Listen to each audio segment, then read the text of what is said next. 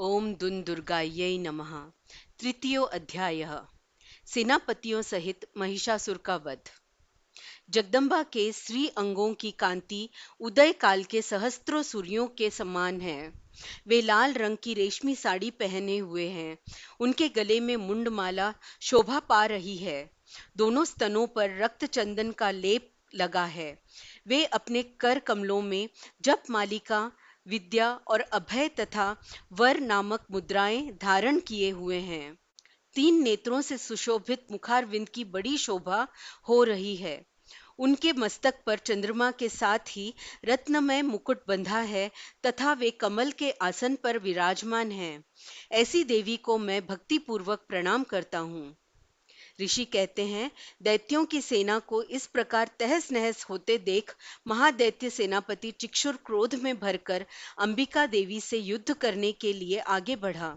वह असुर रणभूमि में देवी के ऊपर इस प्रकार बाणों की वर्षा करने लगा जैसे बादल मेरुगिरी के शिखर पर पानी की धार बरसा रहा हो।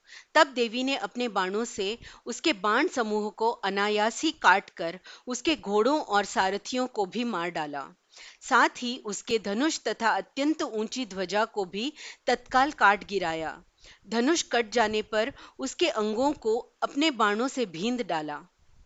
धनुष, रथ, घोड़े और सारथी के नष्ट हो जाने पर वह असुर ढाल और तलवार लेकर देवी की ओर दौड़ा। उसने तीखी धार वाली तलवार से सिंह के मस्तक पर चोट करके देवी की भी बाई भुजा में बड़े वेग से प्रहार किया। राजन, देवी की बाह पर पहुंचते ही वह तलवार टूट गई। फिर तो क्रोध से लाल आंखें करके उस राक्षस ने शूल हाथ में लिया और उसे उस महादैत्य ने भगवती भद्रकाली के ऊपर चलाया। वह शूल आकाश से गिरते हुए सूर्यमंडल की भांति अपने तेज से प्रज्वलित हो उठा। उस शूल को अपनी ओर आते देख देवी ने भी शूल का प्रहार किया। उससे राक्षस के शूल के सैकड़ों टुकड़े हो गए। साथ ही महादैत्य चिक्षुर की भी धज्जियां उड़ गई। वह प्राणों से हाथ धो बैठा। महिषासुर के सेनापति उस महापराक्रमी चिक्षुर के मारे जाने पर देवताओं को पीड़ा देने वाला चामर हाथी पर चढ़कर आया। उसने भी देवी के ऊपर शक्ति का प्रहार किया, किंतु जगदम्बा ने उसे अपने हुंकार से ही आहत एवं निष्प्रभ करके तत्काल पृथ्वी पर गिरा दिया। शक्ति टूटकर गिरी हुई देखकर चामर को बड़ा क्रोध हुआ। अब उसने शूल चलाया, किंतु देवी ने उसे भी अपने बाणों द्वारा काट डाला। इतने में ही देवी का सिंह उछल कर हाथी के मस्तक पर चढ़ बैठा और उस दैत्य के साथ खूब जोर लगाकर बाहुयुद्ध करने लगा। वे दोनों लड़ते लड़ते हाथी से पृथ्वी पर आ गए और अत्यंत क्रोध में भरकर एक दूसरे पर बड़े भयंकर प्रहार करते हुए लड़ने लगे। तदनंतर सिंह बड़े वेग से आकाश की ओर उछला और उधर से गिरते समय उसने पंजों की मार से चामर का सिर धड़ से अलग कर दिया। इसी प्रकार उदग्र भी शीला और वृक्ष आदि की मार खाकर रणभूमि में देवी के हाथ से मारा गया तथा कराल भी दांतों, मुक्कों और थप्पड़ों की चोट से धराशायी हो गया। क्रोध में भरी हुई देवी ने गदा की चोट से उद्धत का कचूमर निकाल डाला। भिंदीपाल से वाशकल को तथा बाणों से ताम्र और अंधक को मौत के घाट उतार दिया। तीन नेत्रों वाली परमेश्वरी ने त्रिशूल से उग्रास्य, उग्रवीर्य तथा महाहनु नामक दैत्यों को मार डाला। तलवार की चोट से विडाल के मस्तक को धड़ से काट गिराया। दुर्धर और दुर्मुख इन दोनों को भी अपने बाणों से यमलोक भेज दिया।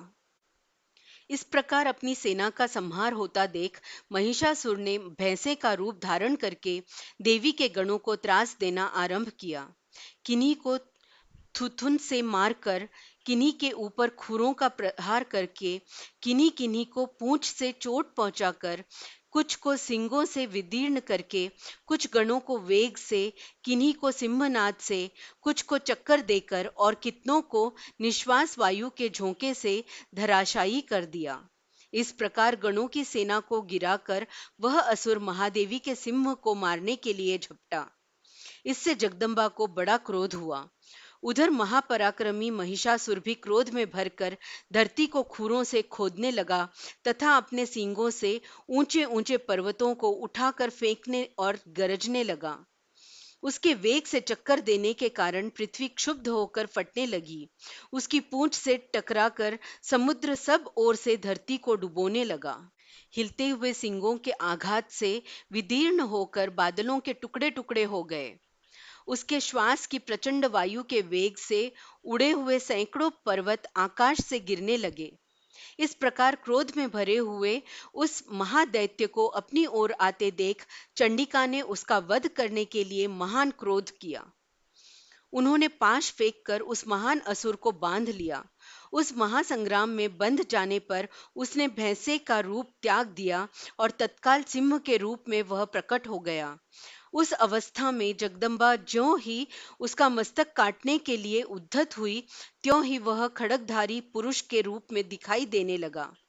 तब देवी ने तुरंत ही बाणों की वर्षा करके ढाल और तलवार के साथ उस पुरुष को भी भीन डाला। इतने में ही वह महान गजराज के रूप में परिणत हो गया तथा अपनी सूंड से देवी के विशाल सिंह को खींचने और गर्जने लगा। खींचते समय देवी ने तलवार से उसकी सूंड काट डाली।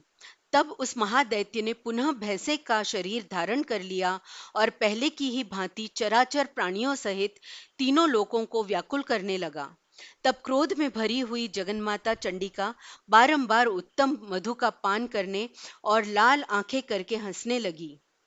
उधर वह बल और पराक्रम के मद से उन्मत्त हुआ राक्षस गरजने लगा और अपने सींगों से चंडी के ऊपर पर्वतों को फेंकने लगा। उस समय देवी अपने बाणों के समूहों से उसके फेंके हुए पर्वतों को चूर्ण करती हुई बोली। बोलते समय उनका मुख मधु के मद से लाल हो रहा था। देवी ने कहा, ओ मूढ़, मैं जब तक मधु पीती हूं तब तक तू क्षण भर के लिए खूब गर्ज ले। मेरे हाथ से यहीं तेरी मृत्यु हो जाने पर अब शीघ्र ही देवता भी गर्जना करेंगे। ऋषि कहते हैं, यों कहकर देवी उछली और उस महादैत्य के ऊपर चढ़ गई। फिर अपने पैरों से उसे दबाकर उन्होंने शूल से उसके कंठ में आघात किया। उनके पैर से दबा होने पर भी महिषासुर अपने मुख से दूसरे रूप में बाहर होने लगा। अभी आधे शरीर से ही वह बाहर निकलने पाया था कि देवी ने अपने प्रभाव से उसे रोक दिया। आधा निकला होने पर भी वह महादैत्य देवी से युद्ध करने लगा। तब देवी ने बहुत बड़ी तलवार से उसका मस्तक काट गिराया। फिर तो हाहाकार करती हुई दैत्यों की सारी सेना भाग गई तथा संपूर्ण देवता अत्यंत प्रसन्न हो गए। देवताओं ने दिव्य महर्षियों के साथ दुर्गा देवी का स्तवन किया। गंधर्वराज गाने लगे तथा अप्सराएं नृत्य करने लगीं। इस प्रकार श्री मार्कंडेय पुराण में सावर्णिक मनवंतर की कथा के अंतर्गत देवी महात्म्य में महिषासुर का वध हुआ। जय मां अम्बे।